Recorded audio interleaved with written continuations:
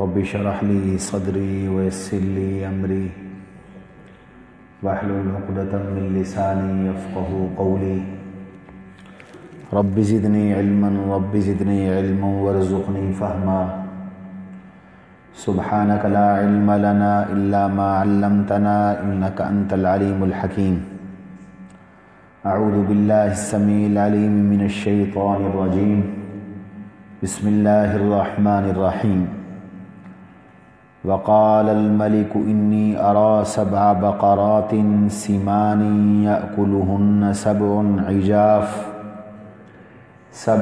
عجاف و7 سنبلات خضر وأخر يابسات يا أيها الملأ أفتوني في رؤياي إن كنتم للرؤيا تعبرون قالوا أضغاث أحلام وما نحن بتاويل الأحلام بعالمين وقال الذي نجا منهما وادكر بعد أمة أنا أنبئكم بتاويله فارسلون صدق اللہ العظیم۔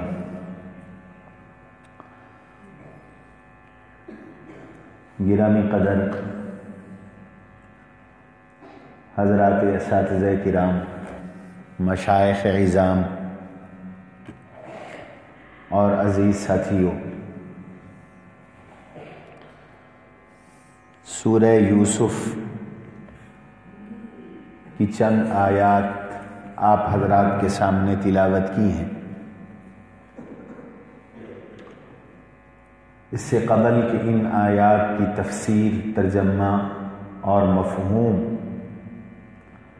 آپ حضرات کے سامنے پیش کیا جائے، یہ جان لینا چاہیے کہ سورہ یوسف قرآن کریم کی وہ سورت ہے جو رحمت عالم صلی اللہ تعالی علیہ وسلم پر یک بارگی اکٹھے نازل ہوئی تھی، اور اس میں شروع سے آخر تک عام صورتوں کے اسلوب کے برعکس ایک واقعہ ترتیب کے ساتھ بیان کیا گیا ہے، اور وہ واقعہ ہے حضرت سیدنا یوسف علی نبینا وعلیہ الصلاۃ والسلام کا۔ جبکہ قرآن کریم کا عمومی اسلوب یہ نہیں ہے۔ قرآن کریم کا عمومی اسلوب واقعات کے سلسلے میں وہ یہ ہے کہ قرآن کریم نے سوائے حضرت یوسف علیہ السلام کے کوئی واقعہ اول سے آخر تک بالترتیب ایک جگہ پر اکٹھے مکمل ذکر نہیں فرمایا۔ مثال کے طور پر حضرت سیدنا موسیٰ علیہ السلام کا واقعہ قرآن کریم میں کثرت کے ساتھ مذکور ہے۔ قرآن کریم کا کوئی پارہ ایسا نہیں ہے کہ جس میں حضرت موسیٰ علیہ السلام کا ذکر مبارک نہ ہو، لیکن موسیٰ علیہ السلام کا یہ واقعہ اول سے آخر تک یکجا کہیں بھی مذکور نہیں۔ اس کی وجہ یہ ہے کہ قرآن کریم کوئی تاریخ کی کتاب نہیں ہے کہ اس میں کوئی واقعات کو ترتیب کے ساتھ ذکر کیا جاتا یا سارے واقعات ذکر کیے جاتے، بلکہ قرآن کریم موعظت اور نصیحت کی کتاب ہے، اس لیے ہر مقام پر موعظت اور نصیحت کے لیے واقعے کے جس پہلو سے استدلال کیا جا سکتا تھا، موضوع کو واضح کیا جا سکتا تھا، بس اتنا حصہ ذکر کیا گیا۔ البتہ حضرت یوسف علیہ السلام کا واقعہ اس صورت میں تفصیل کے ساتھ، ترتیب کے ساتھ اللہ نے بیان فرمایا، اور یہ بھی آپ جانتے ہوں گے کہ قرآن کریم نے حضرت یوسف علیہ السلام کے اس واقعے کو احسن القصص قرار دیا ہے، احسن الکلام اور احسن الاخبار قرار دیا۔ یہ بہترین واقعہ ہے، یہ بہترین قصہ ہے، یہ سب سے خوبصورت خبر ہے، یہ سب سے عمدہ کلام ہے۔ اس واقعے کو احسن القصص قرار دیا گیا۔ کیوں؟ مفسرین فرماتے ہیں اس لیے بھی کہ جن حالات میں یہ سورت نازل ہوئی اور یہ واقعہ صحابہ کرام کو سنایا گیا، وہ حالات ایسے تھے کہ حضرات صحابہ رضوان اللہ علیہم اجمعین بڑی تکلیفوں کے اندر تھے، بڑی پریشانیوں کے اندر تھے، مصائب میں تھے، مشکلات میں تھے، کفار کی طرف سے ظلم و ستم کی انتہا تھی، طرح طرح کی اذیتیں اور تکلیفیں دی جا رہی تھیں، پریشانی کا عالم تھا، مایوسی کی کیفیت تھی۔ ان حالات میں اللہ نے حضرت یوسف علیہ السلام کا واقعہ نازل فرمایا، صحابہ کو سنایا، تو ایک طرح سے تسلی ہو گئی، اور اس صورت کے ذریعے اس امت کے مجبوروں، مقہوروں، مظلوموں اور کمزوروں کو تسلی دی گئی کہ پریشان نہ ہوں، مایوس نہ ہوں، نا امید نہ ہوں۔ جیسے اللہ نے حضرت یوسف علیہ السلام کو عسر کے بعد یسر عطا کیا، مشکل کے بعد آسانی عطا کی، تکلیفوں کے بعد راحت عطا کی، جیلوں کے بعد بادشاہت عطا کی، اور کنویں اور غریب الوطنی اور سفر اور بکتے بکاتے لوگوں کے گھروں میں رہتے رہتے ان کو کہیں سے کہیں تک پہنچایا۔ ایک وقت آئے گا اللہ کے نبی اور آپ کے صحابہ کی مشکل بھی آسان ہو جائے گی، عسر یسر میں تبدیل ہو جائے گا، مظلومیت، مقہوریت اقتدار میں تبدیل ہو جائے گی، اور اللہ ایک بڑا منصب تمہیں عطا کریں گے۔ یہ ایک تسلی تھی صحابہ کرام کے لیے۔ اور پھر یہ سورت اور یہ واقعہ احسن القصص ہے۔ کیوں؟ اس میں غریب کے لیے بھی رہنمائی ہے، اس میں امیر کے لیے بھی رہنمائی ہے، اس میں امانت کا بھی بیان ہے، اس میں دیانت کا بھی بیان ہے، اس میں صبر کا بھی بیان ہے، اس میں شکر کا بھی بیان ہے، اس میں سفر کا بھی بیان ہے، اس میں حور کا بھی بیان ہے، اس میں رشتہ داروں کی رقابتوں کا بیان ہے، اور اس کے اندر جیلوں کا بیان ہے، جیلوں کے قیدیوں کا بیان ہے، گناہگاروں کا بھی بیان ہے، بے گناہوں کا بھی بیان ہے، اور اس صورت کے اندر نظام مملکت کا بھی بیان ہے، نظام مملکت کے اصولوں کا بھی بیان ہے، اور اس صورت کے اندر اللہ تبارک و تعالی نے دنیا کو سنبھالنے اور کائنات کا نظام چلانے کا بھی بیان کیا۔ گویا کہ بہت سارے موضوعات اللہ نے اس صورت میں اور اس واقعے میں بیان فرما دی۔ اس لیے اس صورت کو اور واقعے کو احسن القصص کہتے۔ ساری تفصیل بیان نہیں کی جا سکتی، آج میں ایک حصہ اس کا بیان کرنے لگا ہوں۔ اس کا موضوع ہے کہ کامیاب انسان میں کون سی اوصاف ہوتی ہیں، منصب عہدے کے لیے کن صفات کا ہونا ضروری ہے۔ ایک آدمی کو کوئی منصب دیا جا رہا ہے، عہدہ دیا جا رہا ہے، کوئی مقام دیا جا رہا ہے، اس میں کیا اوصاف ہونی چاہیے، اس کا میرٹ کیا ہونا چاہیے، اس کا معیار کیا ہونا چاہیے۔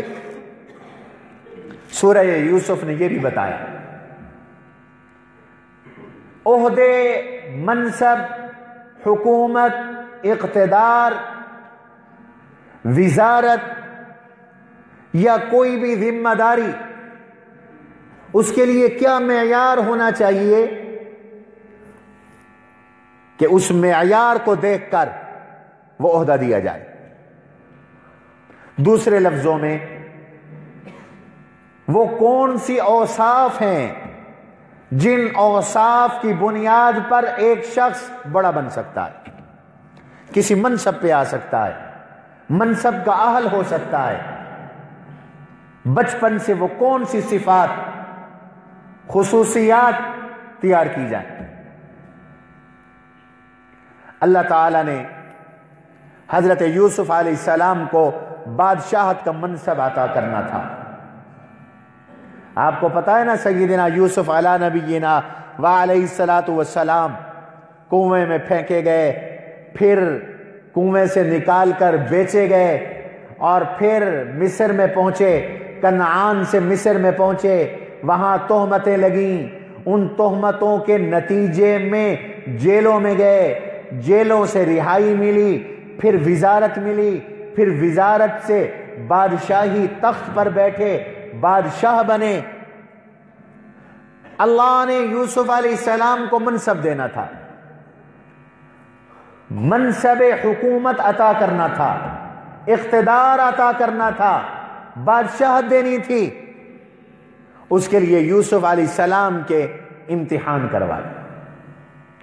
میں آپ سے کہا کرتا ہوں کہ ہر منصب کے حصول کے لیے امتحانات ہوتے ہیں، اور آدمی امتحانات سے گزر کر کسی مقام تک پہنچتا ہے۔ اللہ نے حضرت یوسف علیہ السلام کو امتحانات سے گزارا، اور ان امتحانات کے نتیجے میں بادشاہت ملی حضرت یوسف علیہ السلام کو۔ منصب دینا تھا بادشاہت کا، اس کے لیے دو امتحان کروائے، دو خوبیاں ان کی ظاہر کروائیں، دو خصوصیات ان کی ظاہر کروائیں۔ منصب کے لیے پہلی خصوصیت جس کا ہونا ضروری ہے وہ ہے امانت۔ جس شخص میں امانت نہیں ہے وہ منصب کے لائق نہیں ہے، جس شخص میں امانت نہیں ہے وہ عہدے کے لائق نہیں ہے، جس شخص میں امانت نہیں ہے وہ اقتدار کے لائق نہیں ہے، جس میں امانت نہیں ہے وہ ذمہ داری دینے کے لائق نہیں ہے، جس میں امانت نہیں ہے وہ معتمد بنانے کے اہل نہیں ہے، جس میں امانت نہیں ہے وہ ملازمت کا اہل نہیں ہے۔ امانت بنیاد ہے۔ ایک امتحان ہوا حضرت یوسف علیہ السلام کی امانت کا، اور منصب اور عہدے کے لیے، بڑا بننے کے لیے جو دوسری صلاحیت، دوسری شرط، اہلیت کا ہونا ضروری ہے وہ ہے فراست۔ فراست کا معنی سمجھداری۔ جو کام سونپا جا رہا ہے، جو ذمہ داری دی جا رہی ہے، اس میں ضروری ہے کہ یہ بندہ امین ہو، خائن نہ ہو، کرپٹ نہ ہو، چور نہ ہو، بدعنوانی کرنے والا نہ ہو۔ دوسرا، اس کام کو سمجھتا ہو، اس کام کا ماہر ہو، اس کام سے واقفیت رکھتا ہو، اس کام کا اس کو سلیقہ آتا ہو۔ اگر امانت دیانت نہیں ہوگی تو بھی فساد ہوگا، اور اگر فراست اور سمجھداری نہیں ہوگی، اور کام کو سمجھتا نہیں ہوگا، اور محنت نہیں کرتا ہوگا، تو تب بھی کامیابی نہیں ملے گی، ناکامی ہوگی۔ کوئی بھی ذمہ داری ہے، حکومت ہے، اگر حکمرانوں میں دیانت نہیں تو بیڑا غرق ہوگا، جیسے ہو رہا ہے ملک کا۔ اور اگر امانت و دیانت ہے، فراست نہیں، سمجھداری نہیں، ذمہ داری کا پتہ نہیں، کام کا تعارف نہیں، کام میں مہارت نہیں، تو تب بھی نتیجہ صفر ہوگا، فساد ہوگا، حکومتی کارکردگی بالکل ختم ہو جائے گی۔ اہلیت بھی ضروری ہے، امانت بھی ضروری ہے۔ اہلیت میں فراست ہے، امانت میں امانت بھی ہے، دیانت بھی ہے۔ اللہ تعالیٰ نے حضرت یوسف علیہ السلام کی امانت کو بھی واضح کر دیا اور فراست کو بھی واضح کر دیا، اور امانت واضح ہو گئی، فراست واضح ہو گئی، تو اب حضرت یوسف علیہ السلام کو بادشاہت بھی عطا کر دی گئی۔ یہ اہل ہیں بادشاہت کے، یہ بادشاہت چلائیں گے۔ لہذا آج اگر کوئی کسی کو عہدہ دینا چاہے تو اس قرآنی اصول پہ عمل کرے، انشاءاللہ کامیابی ملے گی۔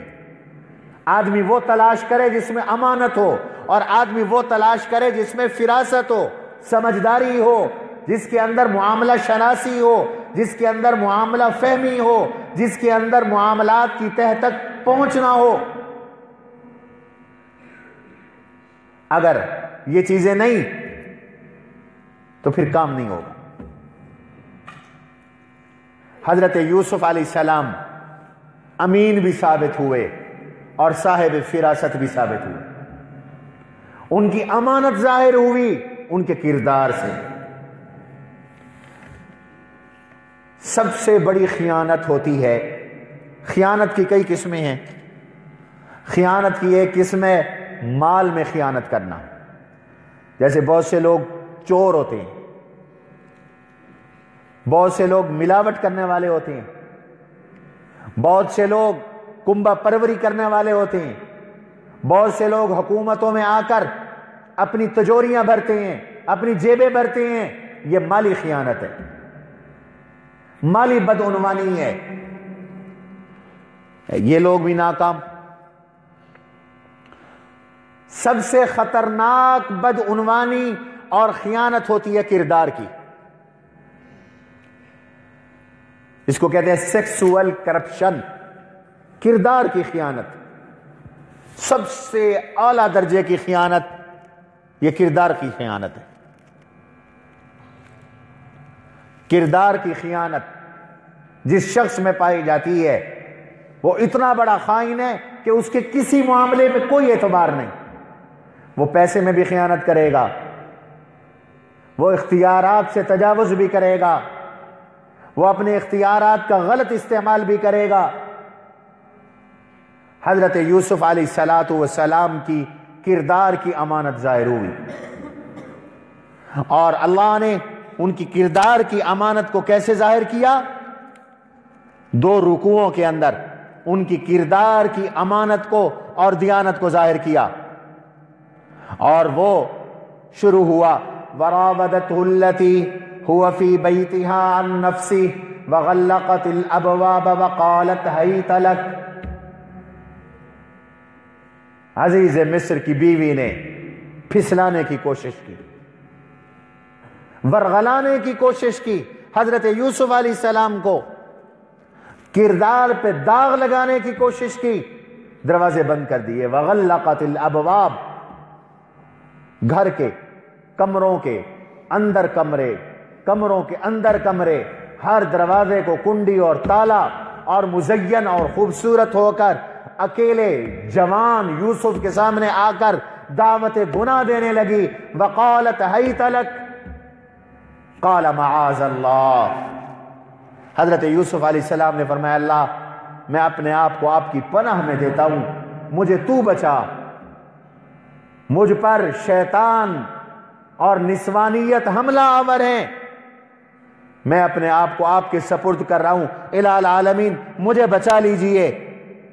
قرآن کہتا ہے کذالک لنصرف عنہ السوء والفحشاء، ہم نے یوسف علیہ السلام سے برائی اور بے حیائی کو دور کر دیا، ہٹا دیا۔ انہ من عبادنا المخلصین، وہ ہمارے چنے ہوئے بندے ثابت ہوئے، وہ ہمارے منتخب بندے ثابت ہوئے، وہ ہمارے مخلص اور مخلص بندے ثابت ہوئے، اور ان پر کردار کا دھبا نہ لگ سکا۔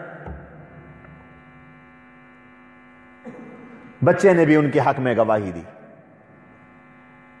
عورتوں نے بھی بالآخر معاملے کی شفافیت کو واضح کیا، قلنا حاش للہ ما علمنا علیہ من سوء، اللہ کی قسم یوسف برا نہیں، یوسف درست ہے، قصور عورت کا ہے، یوسف علیہ السلام کا کوئی قصور نہیں۔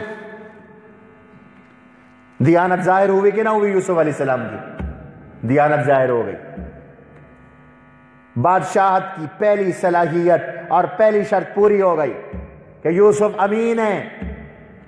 عنفوان شباب میں، جوانی میں، خلوتوں میں، تنہائیوں میں موقع موجود ہونے کے باوجود وہ اپنے کردار کو محفوظ رکھنے والے ہیں، پاک دامن ہیں، عفت مآب ہیں، عصمت مآب ہیں، ان کے کردار پر کوئی داغ نہیں، کوئی دھبا نہیں، وہ صاف اور شفاف ہے۔ اور معصوم بچے سے لے کر مصر کی عورتوں تک سبھی گواہی دے رہی ہیں، حالات بتا رہے ہیں کہ یوسف علیہ السلام امانت دار ہے، امین ہے۔ جوان کا کردار ہو تو ایسا ہو، صاف اور شفاف۔ ہمارے آقا حضور نبی علیہ السلام پر آپ کے دشمنوں نے ہر طرح کے وار کیے، الزام لگائے، ساحر بھی کہا، مجنون بھی کہا، اور بھی نہ جانے کیا کہا، لیکن کردار کا الزام حضور پہ نہیں لگا۔ دشمن کو بھی جرأت نہیں ہوئی کہ وہ کردار کا الزام لگا سکے۔ مسلمان کی اصل پہچان امانت، دیانت اور کردار ہے، جو آج ہم سے چھینا جا رہا ہے۔ جب تک مسلمان با کردار تھے، فتوحات ہمارے قدم چوم رہی تھی، دنیا ہمارے سامنے سر نگوں تھی، ہم پوری دنیا کے قائد تھے، دنیا ہمارے پیچھے تھی، ہم ان سب کے آگے تھے۔ جب ہمیں دشمن نے بدکرداریوں میں ڈال دیا، فحاشیوں اور یانیوں میں ڈال دیا، ہم ابتر ہوتے چلے گئے، ذلیل ہوتے چلے گئے، رسوا ہوتے چلے گئے، ہماری وقت ختم ہو گئی، اب ہمیں انسان بھی نہیں سمجھا جاتا، گاجر مولی کی طرح ہمیں کاٹا جا رہا۔ برما میں، شام میں، دنیا کے اور مختلف مقامات پر جانوروں جتنے حقوق مسلمانوں کو حاصل نہیں، ہم سے ہمارا کردار چھین لیا گیا، امانت چھین لی گئی، دیانت چھین لی گئی۔ حضرت یوسف علیہ السلام کا کردار واضح ہو گیا۔ ایسے نہیں بادشاہت ملی، نبوت ملی، منصب ملا، مقام ملا۔ کتنی محنت کی حضرت یوسف علیہ السلام، کتنے امتحانات سے گزرے، جیل میں ڈال دیے گئے۔ عزیز مصر کی بدنامی ہونے لگی، قصور تو اس کی بیوی کا تھا، لیکن اس نے نظروں سے اوجھل کرنے کے لیے یوسف علیہ السلام کو بے گناہ جیل میں ڈال دیا۔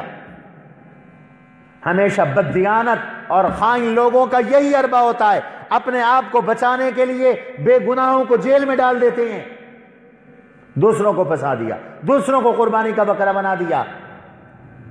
یوسف علیہ السلام جیل میں، برسہ برس گزرتے جا رہے ہیں، مہینے گزرتے جا رہے ہیں، سال گزرتے جا رہے ہیں۔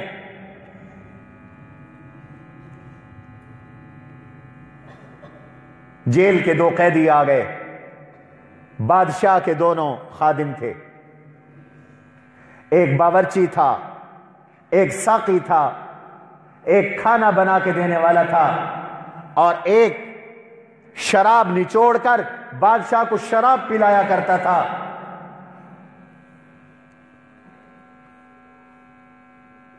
دونوں پر بغاوت کا الزام لگ گیا، گرفتار ہو کر جیل میں آ گئے۔ جیل میں آئے تو یوسف علیہ السلام کی خدمت میں آئے۔ جیل میں بھی بڑے بے گناہ اور اچھے اچھے لوگ ہوتے ہیں۔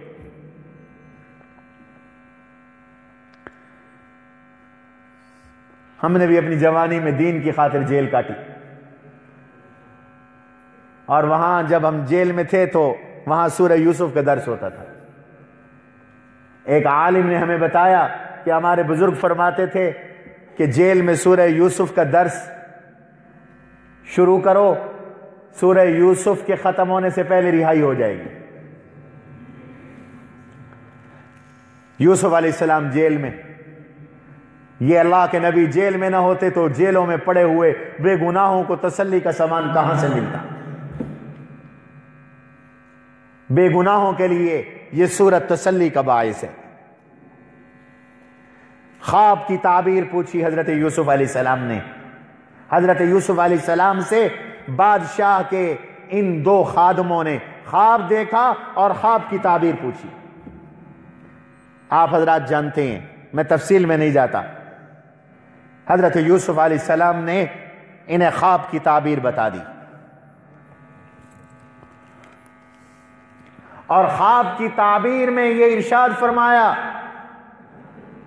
کہ تم میں سے ایک سزائے موت ہوگا اور دوسرے کو رہائی مل جائے گی،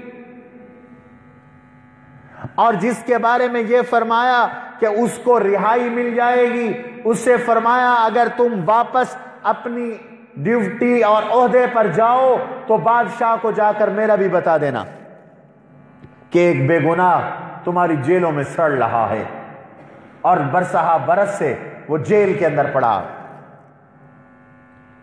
تعبیر کے مطابق ہوا، تعبیر کے مطابق ہوا، ایک کو پھانسی ہو گئی، دوسرے کو رہائی مل گئی، وہ اپنے عہدے پر بحال ہو گیا، لیکن بادشاہ کو بتانا بھول گیا۔ شیطان نے اسے بھلوا دیا۔ وقت گزرتا گیا گزرتا گیا گزرتا گیا، اب بادشاہ نے خواب دیکھا اور خواب دیکھ کے ڈر گیا، جو آیات میں نے آپ کے سامنے تلاوت کی۔ وقال الملک انی ارى 7 بقرات سمان، بادشاہ نے کہا میں نے خواب دیکھا ہے، خواب میں نے 7 موٹی موٹی گائے دیکھی ہیں، یأکلہن 7 عجاف، ان کو 7 کمزور گائے کھائے جا رہی ہیں۔ یہ خواب کا ایک حصہ۔ دوسرا حصہ وَسَبْعَ سُنبُلَاتٍ خُضْرٍ وَأُخَرَ يَابِسَاتٍ، میں نے گندم کے 7 سرسبز اور 7 خشک خوشے اور سٹے دیکھے ہیں۔ میں پریشان ہوں، مجھے خواب کی تعبیر بتاؤ۔ قال یا ایھا الملأ افتونی فی رؤیای ان کنتم للرؤیا تعبرون، اگر تمہیں خوابوں کی تعبیر آتی ہے تو میری مجلس کے لوگوں اس خواب کی تعبیر بتاؤ۔ کہتے ہیں خواب کی تعبیر کے لیے نجومی بلائے گئے، جادوگر بلائے گئے، اہل علم بلائے گئے، لیکن کسی سے خواب کی تعبیر کسی کو سمجھ میں نہ آئی۔ تو وہ کہنے لگے قالوا اضغاث احلام وما نحن بتاویل الاحلام بعالمین، یہ تو خیالاتی خواب لگتے ہیں، بے تعبیر خواب لگتے ہیں، اور اصل بات یہ ہے کہ ہمیں خوابوں کی تعبیر کی مہارت بھی نہیں ہے۔ اب وہ شخص جس کو حضرت یوسف علیہ السلام نے کام ذمہ لگایا تھا اور خواب کی تعبیر بھی بتائی تھی، اس کے دماغ میں فوراً آیا کہ جیل میں ایک نیک نوجوان موجود ہے جو خوابوں کی تعبیر کا ماہر ہے، تو وہ اس کو اب بات عرصے کے بعد یاد آئی، تو اس نے بادشاہ سے کہا، اس نے کہا انا انبئکم بتاویلہ فارسلون، اس خواب کی تعبیر میں پوچھ کے لاتا ہوں، مجھے بھیجو، مجھے پروانہ دو، پرمیشن دو، اجازت دو، میں جیل خانے جاؤں گا اور ایک شخص سے جا کر ملوں گا اور خواب کی تعبیر پوچھوں گا۔ بعض مفسرین نے فرمایا کہ بادشاہ دوسرے شہر میں تھا اور یوسف علیہ السلام کی جیل دوسرے شہر میں تھی، اس لیے اس نے کہا کہ مجھے میرے وہاں پہنچانے کا انتظام کرو، میں جیل میں جا کر خواب کی تعبیر پوچھ کے آتا ہوں۔ کبھی جیل والوں کی بھی حکومتوں کو ضرورت پیش آ جاتی ہے، مہارت ہو، دیانت ہو، امانت ہو، تو حکمران جیل میں پڑے ہوئے لائق لوگوں کے محتاج ہو جاتے ہیں۔ لیاقت آدمی کی ضائع نہیں جاتی، لائق بنو، نیک بنو۔ لیں جی وزیر صاحب اور بادشاہ کا خصوصی ایلچی جیل آ گیا، یوسف علیہ السلام سے کہتا ہے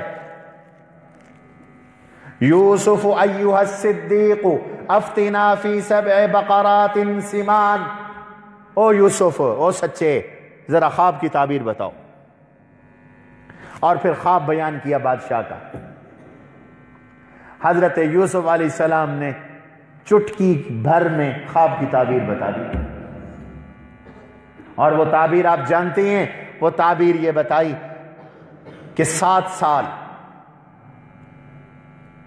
یہ جو 7 موٹی گائے اور 7 سرسبز خوشے دیکھے ہیں، اس کی تعبیر یہ ہے کہ 7 سال جم کر تم کھیتی باڑی کرو گے اور خوب غلہ اگے گا، خوب پیداوار ہوگی، پھر 7 سال قحط آئے گا، اور ان 7 سالوں میں پہلے 7 سالوں کا غلہ تم استعمال کرو گے، کھاؤ گے، وہی تمہیں کام آئے گا، لہذا پہلے 7 سال کے غلے کو سنبھال کے رکھنا، انہیں اپنے سٹوں میں رکھنا، خوشوں میں رکھنا، انہیں نکالنا نہیں، تاکہ محفوظ رہے، تاکہ ضائع نہ ہو۔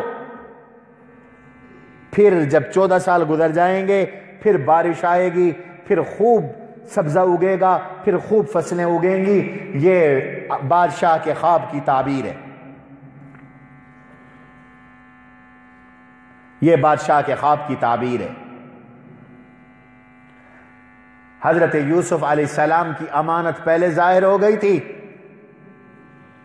اب فراست بھی ظاہر ہوئی، علم بھی ظاہر ہوا، خواب کی تعبیر بھی بتا دی، اور خواب کی تعبیر کے ساتھ ساتھ مشورہ بھی دے دیا،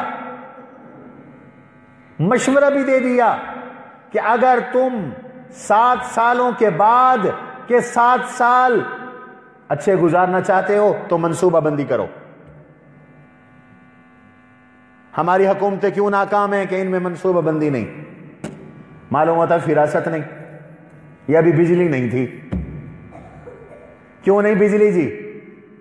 کہ بجلی کی کھپت بڑھتی چلی گئی اور ہمارے حکمرانوں نے بجلی کی پیداوار کی طرف توجہ نہیں دی، آنے والے زمانے کے لیے آبادی، بڑھنے والی آبادی کے لیے منصوبہ بندی نہیں کی، بجلی کم ہو گئی، اس لیے لوڈ شیڈنگ ہے، منصوبہ بندی نہیں، تو معلوم ہوتا فراست نہیں۔ یوسف علیہ السلام صاحب فراست تھے، منصوبہ بندی بھی بتا دی کہ منصوبہ کیا، کہ تم 7 سال پہلے منصوبہ بناؤ کہ وہ جو تمہارے قحط کے سال آنے والے ہیں، ان قحط کے سالوں کے لیے پہلے 7 سالوں میں غلہ خوب جمع کر لو، محفوظ کر لو، سٹور کر لو، اس کو ضائع ہونے سے بچاؤ، اور اس کے سٹور کرنے کی یہ تدبیر کرو۔ یہ فراست ہے نا۔ بادشاہ کو جا کر جب اس شخص نے بتایا اور ساتھ یہ تجویز بھی دی تو بادشاہ بڑا متاثر ہوا، اس نے کہا بڑا لائق آدمی ہے، بڑا فائق آدمی ہے، خواب کی تعبیر بھی ٹھیک ٹھیک بتا دی اور ساتھ منصوبہ بندی بھی ہمیں بتا دی، اس کو بلاؤ۔ یہ شخص کو جیل کے لائق تو نہیں ہے، اس کو تو ایوان اقتدار میں ہونا چاہیے، اس کو تو منصب ودارت پہ فائز ہونا چاہیے، اسے تو بادشاہ کا مقرب ہونا چاہیے، اسے تو بادشاہ ہونا چاہیے، اس کو بلاؤ۔ آگے تفصیل ہے کافی، واقعہ آپ طلبہ پڑھتے ہیں تفسیروں کے اندر، تو جو بات میں آپ کو بتانا چاہتا ہوں، حضرت یوسف علیہ السلام میں اللہ نے امانت بھی رکھی، فراست بھی رکھی، سمجھداری بھی رکھی، معاملہ شناسی بھی رکھی، معاملہ فہمی بھی رکھی۔ اس کا نتیجہ یہ نکلا کہ وقت آیا کہ حضرت یوسف علیہ السلام جیلوں سے نکلے، پاک اور صاف ظاہر ہو کر نکلے، اور اس وقت تک نکلنے سے انکار کر دیا جب تک کہ سرکاری سطح پر تحقیقات ہو کر کمیٹی یہ اعلان نہ کرے کہ یوسف پہ الزام جھوٹا تھا، یوسف سچے تھے، زلیخا جھوٹی تھی۔ رہائی کا پروانہ آیا تو مسترد کر دیا، میں نہیں نکلتا۔ بادشاہ سے کہو فَاسْأَلْهُ مَا بَالُ النِّسْوَةِ اللَّاتِي قَطَّعْنَ أَيْدِيَهُنَّ، پہلے ان عورتوں سے تحقیق کرے جنہوں نے اپنی انگلیاں کاٹی تھیں، کس کا قصور ہے؟ حضور صلی اللہ علیہ وسلم فرماتے تھے رحم اللہ یوسف، اللہ یوسف پہ رحم کرے، میں یوسف کی جگہ ہوتا اور جیل میں ہوتا اور میری رہائی کا پروانہ آتا تو میں ضرور رہائی کے پروانے کو قبول کر لیتا۔ یہ یوسف کا کمال ہے کہ اتنے سال جیل میں رہنے کے باوجود بھی جب تک کہ صفائی نہیں ہوئی، جب تک کہ الزام دھلا نہیں، یوسف نے جیل سے باہر آنے سے انکار کر دیا۔ امانت ظاہر ہوئی، ساتھ فراست ظاہر ہوئی، اللہ تعالیٰ نے اقتدار عطا فرما دیا، تو تم میں سے بھی جو بڑا بننا چاہتا ہے وہ امانت اختیار کرے، امین بنے، اور اپنے بڑوں سے کام کا طریقہ سیکھے۔